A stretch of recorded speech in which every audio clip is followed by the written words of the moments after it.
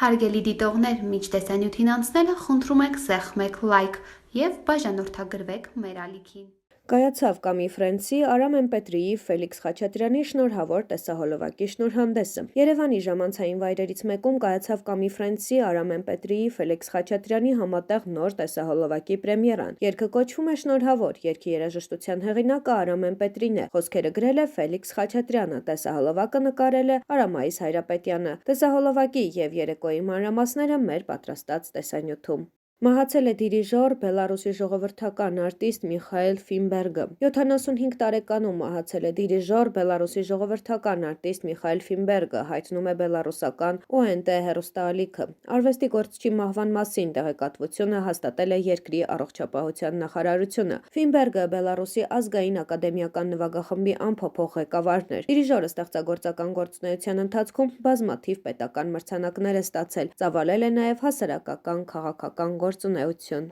Գեղեցկուհի, ինչ հագուստ է ընտրում Նունե Եսայանը երեկոյան կերպարի համար։ Երգչուհի Նունե Եսայանը նոր լուսանկար է հրապարակել, ներկայացնելով իր երեկոյան կերպարը։ Ինստագրամյան էջում հրապարակված կադրերում Նունե Եսայանը սև հագուստ է կրում, որը զարդարված է փայլերով։ Երգչուհին բարձրակրունկներ է կրում և արձակել է մազերը։ Կերպարն ամբողջական են դարձրել զարդերը։ Հետևորդները նրան դրական խոսքեր են գրել։ Գեղեցկուհի։ Ավելի վաղ հրապարակված կադրերում երգչուհին և նրա որդին ջերմ գրկախառնված էին։ Երգչուհին բաց վարդագույն զգեստ էր կրում, նրա մազերն արձակված էին, վառ շպարով էր։ Ծնունդդ շնորհավոր, իմ մեծ տղա, հրապարակմանը կից գրել էր երգչուհին։